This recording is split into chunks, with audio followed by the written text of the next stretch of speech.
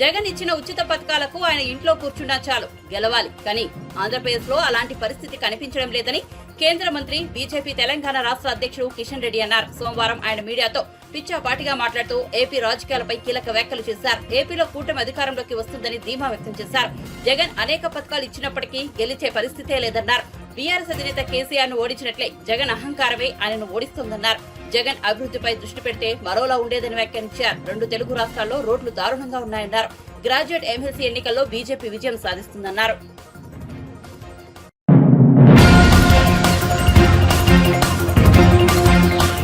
విద్యార్థులు ఉన్నత చదువులు చదివి అత్యున్నత స్థాయిలో నిలిచిన మూలాలు మర్చిపోకూడదని విశ్రాంత సీజీఐ జస్టిస్ ఎన్వి రమణ అన్నారు. మన భాష సంస్కృతిని గుర్తుంచుకునేలా విద్యార్థులను తీర్చిదిద్దాల్సిన బాధ్యత విద్యా సంస్థలదే అన్నారు. నర్సారావుపేటలో నూతనంగా ఏర్పాటు చేసిన ఢిల్లీ పబ్లిక్ స్కూల్ ను ఆయన ప్రారంభించారు. పల్నాడు లాంటి గ్రామీణ ప్రాంతంలో అంతర్జాతీయ ప్రమాణాలతో ఢిల్లీ పబ్లిక్ స్కూల్ ను అందుబాటులో తీసుకురావడం శుభపరిణామమన్నారు. Confidence to live in the society, face any problem in the future, and also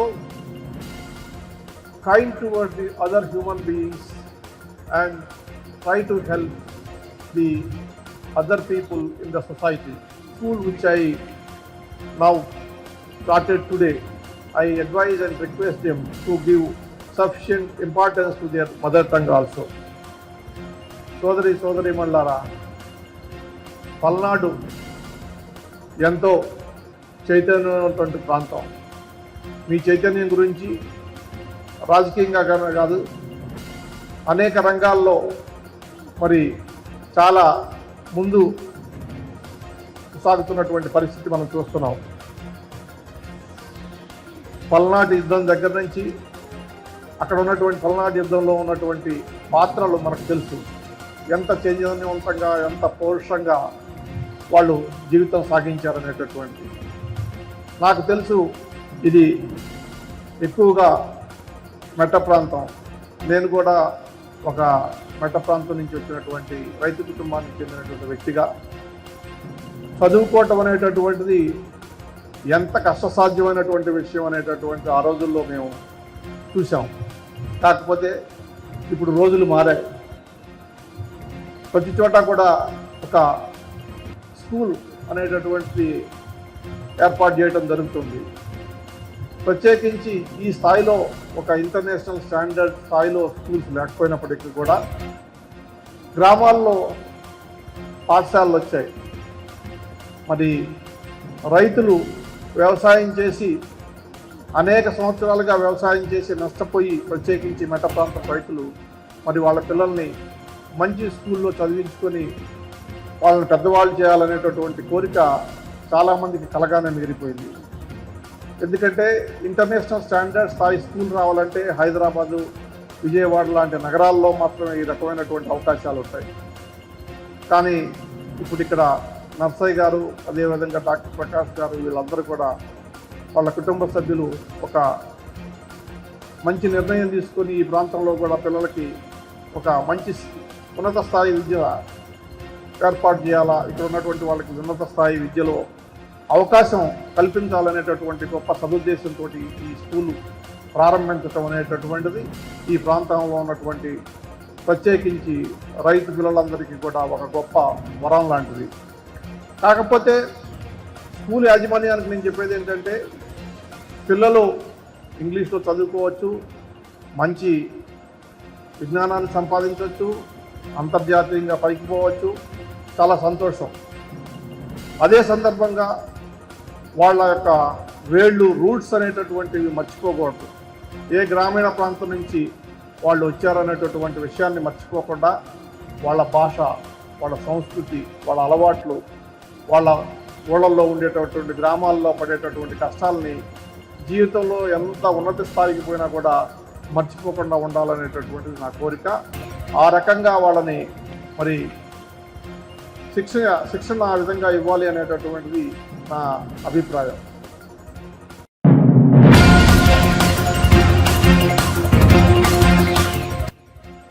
సన్నవడ్లకు మాత్రమే 500 రూపాయల బోనస్ ఇవ్వాలని తెలంగాణ కేబినెట్ నిర్ణయించింది. ఈ అంశంపై మాజీ మంత్రి హరీష్ రావు తీవ్రంగా స్పందించారు. రైతులు తాము పండించిన పంటను అమ్మకానికి సిద్ధపడి బోనస్ కోసం ఎదురు చూస్తున్నారని, కానీ వారందరి ఆశలు అడియాసలు చేస్తూ కేవలం సన్నవడ్లకు మాత్రమే బోనస్ ఇస్తామని, అది కూడా వచ్చే సీజన్ నుంచి ఇస్తామని ప్రకటించడం అత్యంత బాధాకరమన్నారు. మన రాష్ట్రంలో దాదాపు 90% దొడ్డు రకం వడ్లనే పండిస్తారని, 10% పండే సన్నవడ్లకు మార్కెట్లో మంచి డిమాండ్ ఉంటుందని తెలిపారు.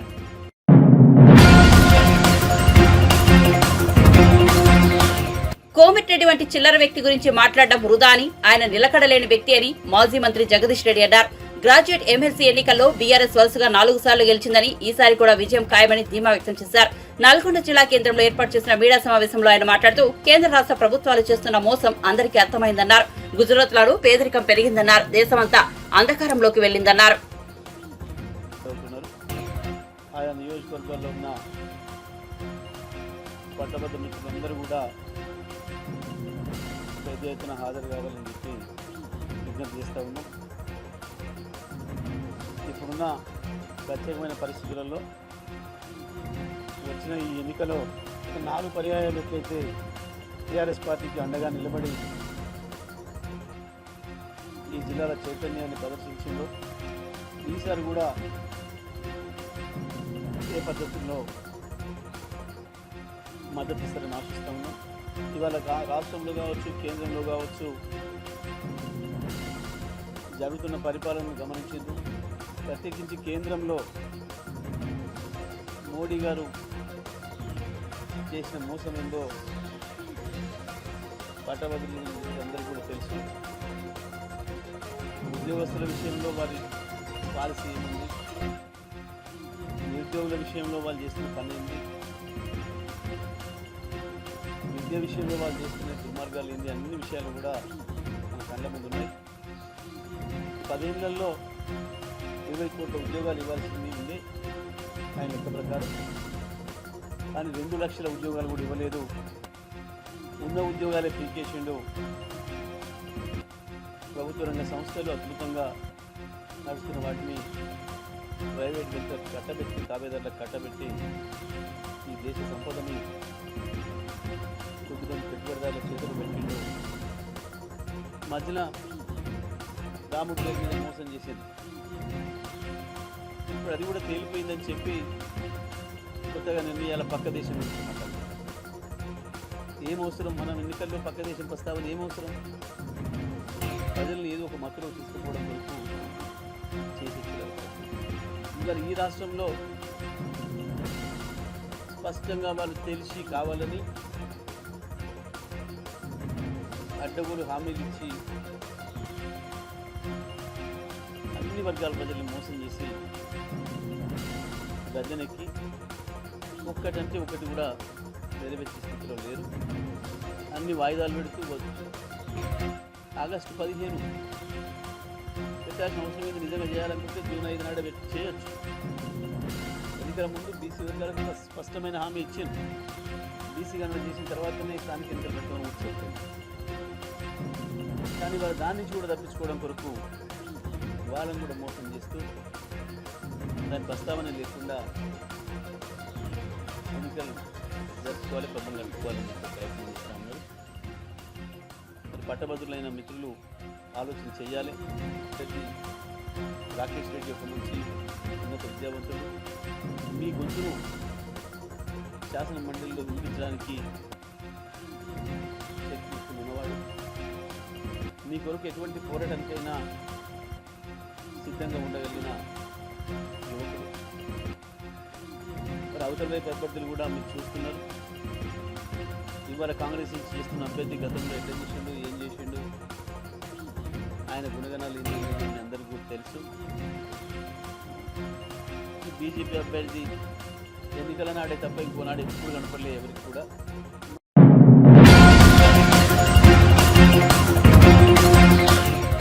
మహిళా ఐపీఎస్ అధికారి మల్లికా గార్ పల్నాడు జిల్లా నూతన ఎస్పీగా బాధ్యతలు స్వీకరించారు. ఇటీవల ఎన్నికల హింస నేపథ్యంలో పల్నాడు ఎస్పీ బిందు మాధవ్పై ఎన్నికల సంఘం సస్పెన్షన్ వేటు వేసింది. ఆయన స్థానంలో మల్లికా గార్గును కొత్త ఎస్పీగా నియమించింది. బాధ్యతలు చేపట్టిన సందర్భంగా ఎస్పీ మల్లికా గార్ మాట్లాడుతూ జూన్ 4న కౌంటింగ్ సజావుగా జరిగేలా చూడడం నా మొదటి లక్ష్యమని స్పష్టం చేశారు. ప్రస్తుతం జిల్లాలో శాంతి భద్రతలు కాపాడడంపై ప్రధానంగా దృష్టి సారిస్తామని తెలిపారు. ఇటీవల కొన్ని ఘటనల కారణంగా పల్నాడులో శాంతి భద్రతలు అదుపు తప్పాయని అన్నారు. రాజకీయ పార్టీల నాయకులు చట్టాన్ని అతిక్రమిస్తే కఠిన చర్యలు తప్పవని మల్లికా గార్గ్ హెచ్చరించారు. పల్నాడు జిల్లాలో ప్రశాంతత నెలకొల్పడానికి కృషి చేస్తానని చెప్పారు. పోలీసు అధికారులు తప్పు చేస్తే ఉపేక్షించబోనని, కఠిన చర్యలు తప్పవని స్పష్టం చేశారు. ఫస్ట్ ప్రయారిటీ ఉంటుంది to restore the law and order situation to normalcy. So మన దగ్గర చాలా ఇన్సిడెంట్స్ జరిగినాయి. ఇప్పుడు ఇంకా ఏం ఇన్సిడెంట్స్ జరగకుండా చూడటం నా ఫస్ట్ ప్రయారిటీ ఉంటుంది. దాంతోపాటు peaceful counting process and next few days after counting. So that is my first priority. Secondly, so many cases have been registered. చాలా కేసెస్ నమోదు చేయడం జరిగింది. దాంట్లో చాలామంది అక్యూజ్ కూడా ఐడెంటిఫై చేయడం జరిగింది. సో వాళ్ళు నెక్స్ట్ ఫ్యూ డేస్లో వాళ్ళని అరెస్ట్ చేసి వాళ్ళకి లోపలికి పంపించడం, that will be the important step to control the law and order situation. దాంతోపాటు ఇంకా ట్రబుల్ మాంగర్స్ ఎవరు ఉన్నారు, మనకి ట్రబుల్సమ్ విలేజెస్ ఏమున్నాయి, దాని మీద గట్టిగా సర్వేలెన్స్ పెట్టడం, ప్లస్ మనకి చాలా ఫోర్స్ కూడా ఇవ్వడం జరిగింది పైనుంచి. అండ్ సెక్షన్ 144 కూడా అమల్లో ఉంది. సో అది గట్టిగా ఎన్ఫోర్స్ చేయడం, so that no untoward incidents take place. So that is my main priority. And my request to all political persons, candidates, political parties and public, na main request idi untundi that meeru law and order di rule of law di palan cheyali. Otherwise action cheyadam jarugutundi. We will not spare. ఎవరైనా ఉండొచ్చు, ఎంత పెద్ద వాళ్ళు ఉండొచ్చు, any party నుంచి ఉండొచ్చు, any group నుంచి ఉండొచ్చు, that is immaterial. If anybody violates the law, వాళ్ళ మీద as per law strict action చేయడం జరుగుతుంది. ఇంకా ఇన్ఫ్యాక్ట్ మన ఫోర్స్లో కూడా, మన పోలీస్ డిపార్ట్మెంట్లో కూడా any laxity, any negligence are connivance, వాళ్ళతో రాంగ్ పర్సన్స్తో కలిసి పని చేయడం ఆర్ ఆన్ పర్పస్ ఇగ్నోర్ చేయడం, ఇవి కూడా వాళ్ళకి కూడా ముద్దయిగా చూస్తాను నేను. మన పోలీస్ డిపార్ట్మెంట్ వాళ్ళు కూడా ఇట్లా బిహేవ్ చేస్తే. So it is a very very serious situation. ఆ సీరియస్నెస్ బట్టి ఆ బాధ్యత తీసుకుని, మన ఆంధ్రప్రదేశ్ది దీని ముందు రెప్యుటేషన్ చాలా బాగా ఉండేది త్రూ అవుట్ ఇండియా. ఇప్పుడు సడన్గా ఇది మారిపోయింది. నేను ఇప్పుడు జస్ట్ చండీగఢ్లో యాజ్ అబ్జర్వర్, ఎలక్షన్ అబ్జర్వర్గా ఉన్నాను. అక్కడ నుంచి సడన్గా ట్రాన్స్ఫర్ చేసి ఇక్కడ నాకు తీసుకురావడం జరిగింది. So this is different type of thing that దీని ముందు ఎప్పుడు ఆంధ్రప్రదేశ్ గురించి ఎవరు లా అండ్ ఆర్డర్ సిచ్యువేషన్ బాగలేదు అట్లా ఎప్పుడు అనుకోలేదు. అండ్ ఇప్పుడు సడన్గా ఇంత ఖరాబ్ సిచ్యువేషన్ అయింది. సో ఇది మన అందరి బాధ్యత ఉంది, public, police, political groups, all గ్రూప్స్ది, దట్ మనం మన ఏపీ స్టేట్ రెప్యుటేషన్ కూడా సేవ్ చేయాలి. దట్ ఆంధ్రాలో లా అండ్ ఆర్డర్ ఉంది, ఆంధ్రాలో పీస్ ఉంది, ఆ రెప్యుటేషన్ మనం మళ్ళీ క్రియేట్ చేయాలి. అది మన మెయిన్ బాధ్యత. సో అది నా appeal to everybody. Please follow the law. If law is not followed, then definitely strict action will be taken. Thank you.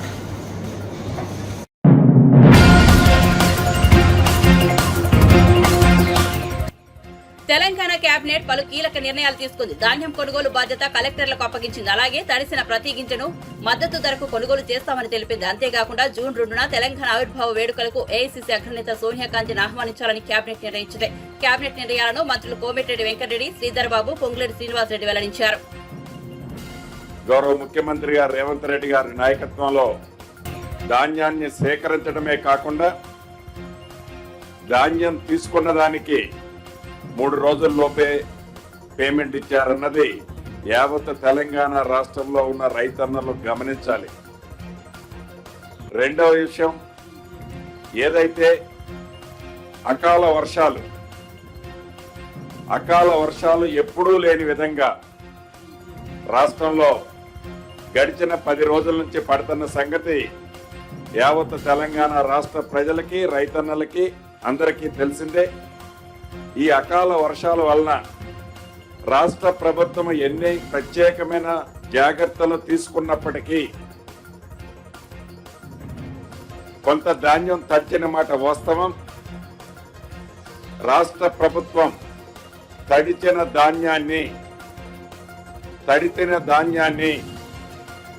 Cabinet decision ప్రకారం ఈ రోజు తీసుకున్న డెసిషన్ ప్రకారం ఆ ధాన్యాన్ని కూడా సేకరించడానికి మద్దతు ధరకే కొనటానికి రాష్ట్ర ప్రభుత్వం నిర్ణయం తీసుకుంది. అది కలెక్టర్లకు ఆదేశించాం. ఏ రోజు ఆ రోజు ఎక్కడైతే ధాన్యం తడిచి రైతన్నుల ఇబ్బంది పడొద్దన్నదే ఈ రాష్ట్ర ప్రభుత్వం యొక్క ముఖ్య ఉద్దేశం. దాన్ని దృష్టిలో పెట్టుకొని గౌరవ ముఖ్యమంత్రి గారి ఆదేశాల అనుసారం ధాన్యము తడిచిన రైతన్నులు ఎవరూ కూడా ఆందోళన చెందొద్దని, అలా తడిచిన ధాన్యాన్ని రాష్ట్ర ప్రభుత్వం ₹1 కూడా ఎంఎస్పీకి తగ్గకుండా కొనే బాధ్యత రాష్ట్ర ప్రభుత్వం తీసుకుంటుందని కేబినెట్ నిర్ణయం తీసుకున్నది. రైతన్నలు, రాష్ట్రంలో ఉన్న రైతన్నలు ఎవరూ కూడా ఆందోళన చెందొద్దు, వేరే మిత్రులు చెప్పే మాయ మాటలు నమ్మొద్దని కూడా ఈ వేదిక ద్వారా మీ అందరికీ రైతన్నలకు తెలియజేస్తున్నాను. అదే కాకుండా రాబోయే సీజన్లో ఈ రాష్ట్ర ప్రభుత్వానికి ప్రతి సంవత్సరం స్కూల్లో మిడ్ డే మీల్ కోసం కానివ్వండి, హాస్టల్స్ రన్ చేయడం కోసం కానివ్వండి, అదే రకంగా ఏదైతే ₹2 కిలో బియ్యం ఇచ్చే స్కీమ్ కానివ్వండి, ఇవి నడపాలంటే సుమారుగా 36 లక్షల మెట్రిక్ టన్నుల బియ్యం అవసరం ఉంది. ఈ బియ్యం ఎన్నికల టైంలో సన్న బియ్యం ఇస్తామని మేము వాగ్దానం చేశాం. ఈ రాష్ట్ర అవసరాల కోసం బయట ప్రాంతాల నుంచి సన్న బియ్యం కొనొద్దు అని ఒక నిర్ణయంతో ఏదైతే ఎన్నికల్లో మేము చెప్పామో చెప్పిన దాని ప్రకారం ప్రతి రైతన్నకు, సన్న వడ్లు పండించిన రైతన్నకు క్వింటాలకు ₹500 బోనస్ ని ఈ వచ్చే సీజన్ నుంచి ఇవ్వాలని నిర్ణయించాం. సన్న బియ్యము అంటే సన్న వడ్లు రకాలు ఏమనేది అగ్రికల్చర్ డిపార్ట్మెంట్ వారు రేపు పత్రికా ప్రకటనగా అవన్నీ కూడా ఆ రకాలను ప్రకటించడం జరుగుద్దని కూడా ఈ వేదిక ద్వారా తెలంగాణ రాష్ట్రంలో ఉండే రైతన్నులందరికీ తెలియజేస్తున్నాం.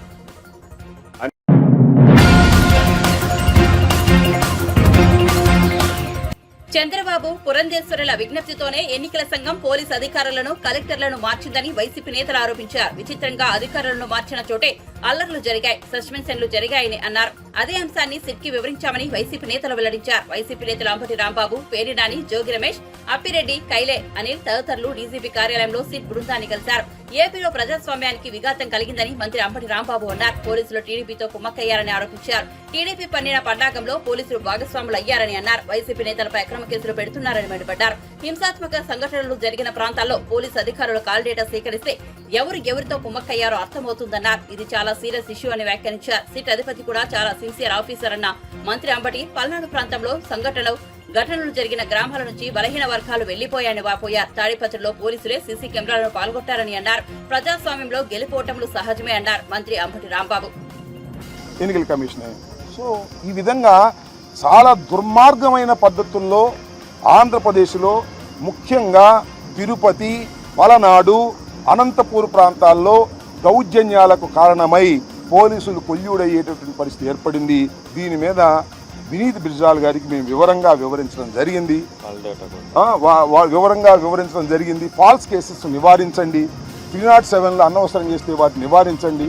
అవసరమైతే కాల్ డేటాలు ఎవరైతే ఎస్ఐల దగ్గర, సిఐల దగ్గర, వీళ్ళ దగ్గర కాల్ డేటాలు మీరు సేకరిస్తే ఎవరెవరు ఏమేమి మాట్లాడారు, ఆ సమయంలో మాట్లాడకూడని వ్యక్తులు ఎవరు మాట్లాడారు. ఫర్ ఎగ్జాంపుల్ నేను ఎస్పీతో మాట్లాడతాను, నా ప్రత్యర్థి ఉంటాడు ఎస్పీతో మాట్లాడతాను, వీళ్ళు కాకుండా బయట నుంచి ఎవరైనా మాట్లాడారా, ఎవరైనా మేనేజ్ చేశారా, ఇవన్నీ కూడా పోలీసు వారు దృష్టి పెడితే పోలీసు వారు ఏమి చేశారనేది చాలా స్పష్టంగా అర్థమవుతుంది. కాబట్టి దీని మీద థరో ఎంక్వైరీ చేసి జస్టిస్ చేయాలి, ఈ ప్రజాస్వామ్యాన్ని కాపాడాలి. వాళ్ళు ఎవరు గెలుస్తారు, ఎవరు ఓడతారు పక్కన పెడదాం కాసేపు. కానీ ఎన్నికలు సక్రమంగా జరగాలి. భారత ప్రజాస్వామ్యంలో ఎన్నికలే సక్రమంగా జరగకపోతే ఎలాగా? పోలీస్ ఆఫీసర్స్ కూడా వాళ్ళతో కొల్యూడైపోతే ఇంకేముంటుంది? ఇది చాలా సీరియస్ ఇష్యూ. వాళ్ళ భారతదేశంలోనే ఆంధ్రప్రదేశ్లో జరిగినటువంటి ఈ పోలీస్ కొల్యూషన్ అనేది వెరీ వెరీ సీరియస్ ఇష్యూ. ఈ సీరియస్ ఇష్యూని ఇక్కడతో ఆపకపోతే, వారిని శిక్షించకపోతే ప్రతి ఎన్నికల్లోనూ పోలీసులు ఒక పార్టీ కలిసిపోయి ఎన్నికలు జరుపుతారు. కాబట్టి ఇక్కడ ఒక పటిష్టమైనటువంటి యాక్షన్ ఉండాలి అనేది మేము వివరించాం. ఎన్నికల కమిషన్ కూడా దీన్ని సీరియస్గా తీసుకుందని భావిస్తున్నాం. ఇప్పుడు సిట్కి వచ్చినటువంటి వినీత్ బిజ్రాల్ కూడా is a very very experienced officer, very sincere officer అనేది మేము నమ్ముతున్నాం. కాబట్టి దీనిలో ఖచ్చితంగా యాక్షన్ తీసుకుని ఎవరైతే తప్పు చేశారో ఆ అధికారులను శిక్షించవలసినటువంటి పరిస్థితి ఉంటుందని, ఎక్కడైతే కొన్ని గ్రామాలు ఇవాళ మనం చేస్తున్నాం, కొన్ని గ్రామాలు మా కాన్స్టిట్యున్సీలో తెలిసి, నాకు తెలుసు, కనవానికి తెలియదు, ఇంకా మాచర్లో కూడా గ్రామాలు ఉన్నాయి. గ్రామాలు వదిలిపెట్టి వెళ్ళిపోయారు, ఎస్సీలు వెళ్ళిపోయారు, అగ్రకులాలు కొరతంటాయి. తొండపి అనే గ్రామం ఉంది, ముస్లిం మైనార్టీస్ మొత్తం వెళ్ళిపోయారు. వాళ్ళందరినీ మళ్ళీ తీసుకొచ్చి ప్రజా జీవితంలో ఆ గ్రామాల్లో వారి ఆస్తుల దగ్గరికి తీసుకురావాలి. ఆస్తులు తగలేశారు, ఇళ్ళు తగలేశారు, బైకులు తగలేశారు, స్కూటర్లు తగలేశారు, ట్రాక్టర్లు తగలేశారు, వెళ్ళిపోయి అలోలక్షణాన్ని పడుతూ ఉన్నారు. ఇది చాలా దురదృష్టకరమైనటువంటి పరిస్థితి. నాగరిక సమాజంలో జరగకూడనటువంటి విషయాలు జరిగాయి. వీటన్నిటిని సెటరైజ్ చేయాల్సినటువంటి బాధ్యత పోలీసు యంత్రాంగానికి ఉంది అని తాడిపత్రిలో మీరు చూశారు. సీసీ కెమెరాలను పోలీసులే పాల్గొట్టారు తాడిపత్రిలో. మరి పెద్దారెడ్డి ఇంట్లోకి వెళ్ళి, అంటే పెద్దారెడ్డితో వ్యతిరేకంగా ఎక్స్పర్ట్తో వెళ్ళిపోయి ఇంటి మీదకి వెళ్ళి ఇంట్లో మరి టపాసులు పేల్చి, బాంబులు పేల్చి గందరగోళం చేశారు. ఇది నాగరిక సమాజంలో జరిగేటువంటి విషయం కాదు. పెద్దారెడ్డి ఎమ్మెల్యే, ఆ ఎమ్మెల్యే ఇంటికి వెళ్ళి పగలగొట్టేటువంటి పరిస్థితి, పోలీసులు కూడా వాళ్ళతో కుమ్మక్కైపోయే పరిస్థితి. ఎక్కడైతే ఎస్పీని మార్చారో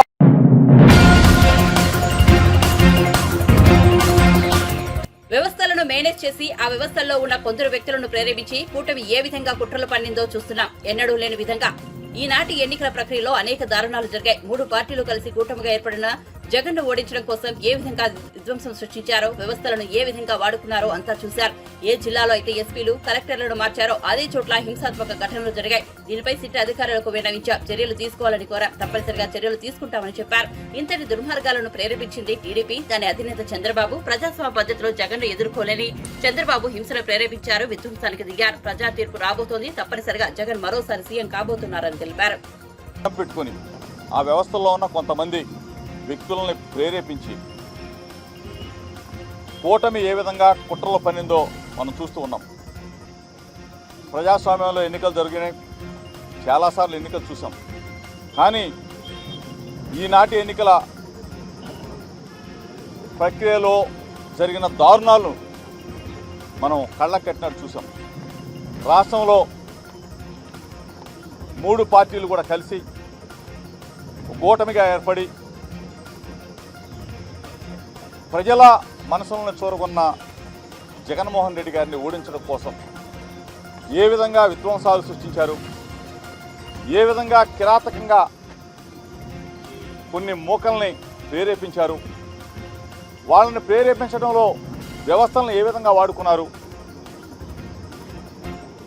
కేంద్ర ఎన్నికల కమిషన్ వాళ్ళు చేపట్టవలసిన చర్యలు చేపట్టకుండా, ఒకవేళ చేపట్టినా సరే వాళ్ళు చేసిన మార్పులకి ఎస్పీలను మార్చినా, కలెక్టర్లను మార్చినా అదే జిల్లాల్లో ఏ విధంగా మళ్ళీ విధ్వంసాలు జరిగి మనం చూసాం.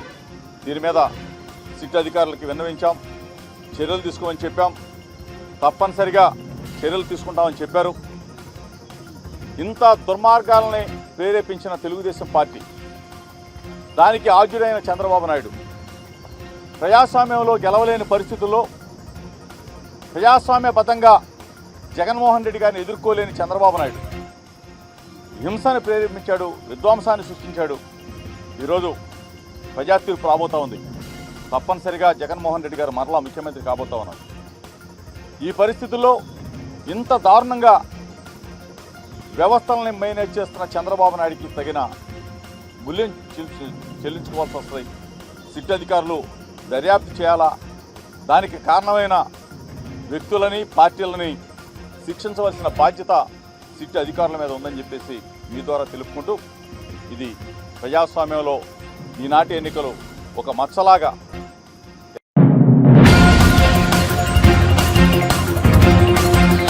బెంగళూరులో పోలీసులు ఓ రేవ్ పార్టీని భగ్నం చేయగా పలువురు తెలుగు సినీ ప్రముఖులు బడాబాబులు పట్టుబట్టారని వార్తలొచ్చాయి. సీనియర్ నటుడు శ్రీకాంత్ దొరికారని కొన్ని వార్తలొచ్చాయి. వీడియోలో కనిపించిన వ్యక్తి తాను కాదంటూ శ్రీకాంత్ వివరాన్ని ఇవ్వాల్సి వచ్చింది. ఆ తర్వాత ప్రముఖ కొరియోగ్రాఫర్ జనసేన నేత జానీ మాస్టర్ కూడా రేవ్ పార్టీలో పట్టుబడి పవన్ కళ్యాణ్ పరువు తీశారని సోషల్ మీడియాలో మోతమోగిపోయింది. దీనిపై జానీ మాస్టర్ ఓ వీడియోతో వివరణిచ్చారు. తాను హైదరాబాద్ లోనే ఉన్నాననేందుకు సాక్ష్యంగా Telugu film, TV dance directors association కార్యాలయంలో ఆ వీడియోను చిత్రీకరించారు. తన ఛాంబర్ ను చూపించడంతో పాటు అసోసియేషన్ వ్యవస్థాపక అధ్యక్షుడు, సినిమా సీనియర్ కొరియోగ్రాఫర్ దివంగత ముక్కురాజ్ ఫోటోను కూడా జానీ మాస్టర్ కెమెరాకు చూపించారు. వేసవి సెలవుల సందర్భంగా భద్రాచలం శ్రీ సీతారామచంద్ర స్వామి వారి ఆలయంలో 3 రోజుల నుంచి భక్తుల రద్దీ కొనసాగుతోంది. విద్యార్థులు, యువకులు వారి తల్లిదండ్రులతో కలిసి పెద్ద సంఖ్యలో స్వామివారిని దర్శించుకుంటున్నారు. వివిధ ప్రాంతాల నుండి సీతారాముల దర్శనం కోసం భక్తులు అధిక సంఖ్యలో ఆలయానికి వస్తున్నారు. స్వామివారి దర్శనం కోసం వచ్చే భక్తులకు ఎండల దృష్ట్యా ఆలయ అధికారులు ఉచితంగా మజ్జిగ పంపిణీ చేస్తున్నారు. ఉచిత దర్శనం, క్యూ లైన్ల వద్ద చల్లటి మంచినీటి సదుపాయాన్ని కల్పించారు. స్వామివారి దర్శనం కోసం భక్తులు కొండపైకి రావడానికి నూతనంగా షెడ్లు నిర్మించారు. అందరికి నమస్కారం. నేను మీ జానీ మాస్టర్. నేను హైదరాబాద్లో మా యూనియన్లో AFTDDA ముకురాజ్ మాస్టర్ గారు మా యూనియన్ స్థాపించిందనమాట. ఇది నా క్యాబిన్, షేక్ జానీ బాషా ప్రెసిడెంట్గా ఇది నా క్యాబిన్. అంటే నా ప్రెసిడెంట్ పోస్ట్కి మా యూనియన్లో ఉంటుంది. నా తమ్ముళ్ళు, నా అన్నలు ఉంటారు కదా కొంతమంది, రేవ్ పార్టీలో దొరికానని చెప్పి సంథింగ్ ఇంకేదో రేవ్ పార్టీలో ఉన్నారని చెప్పి అలాంటి ఏం లేదు. మా ఎలక్షన్స్ తర్వాత హైదరాబాద్లో మా డాన్సర్స్ యూనియన్లో కొన్ని వర్క్స్ ఆగిపోయి ఉంటాయి. సో వాళ్ళందరూ ఆ వర్క్స్ అన్ని చూసుకుంటున్నాను. అలానే చాలామందికి నా ఫ్రెండ్స్, కొలీగ్స్కి బాగలేకపోతే హాస్పిటల్స్కి వెళ్ళటం జరిగింది. సో వాళ్ళని విచారించి వాళ్ళు మంచి చెడు చూసుకోవడానికి వచ్చాను. అలానే నిన్న లైవ్ కూడా వచ్చి చాలామంది చూసారో తెలీదు. నిన్న నైట్ నేను డైరెక్టర్స్ డే, మన డైరెక్టర్స్ గురించి అందరూ కలిసి ఒక ఫండ్ రేజ్ అని చెప్పి ఒక షో చేశారు. ఆ షోలో కూడా ఉన్నాను నిన్న నైటే. సో అక్కడ కూడా ఎంజాయ్ చేసి వచ్చాము. ఫస్ట్ ఆఫ్ ఆల్ ఏంటంటే హాలిడేస్ వచ్చిన తర్వాత పిల్లలకి ఏ చిన్న వాళ్ళు బయటికి తీసుకెళ్ళడానికి కూడా నాకు టైం లేకుండా ఉంది. పార్టీ, రేవ్ పార్టీ అంటున్నారు. అసలు మామూలు చాక్లెట్ పార్టీ ఇద్దామన్నా కూడా మా పిల్లలకి టైం లేదు. సో జూన్ 4 పార్టీ అనేది, జూన్ 4 ఆంధ్రప్రదేశ్ మొత్తం ప్రతి ఇంట్లో పండుగ చేసుకుంటారు. సో అది పార్టీ అనేది. Okay, so now I'm happy. నేను ఎక్కడికి పోలేదు, నేను బాగున్నాను, నేను ఇక్కడే ఉన్నాను, మా యూనియన్లో ఉన్నాను, హైదరాబాద్లో ఉన్నాను. Thank you so much. జై జనసేన, జై హింద్.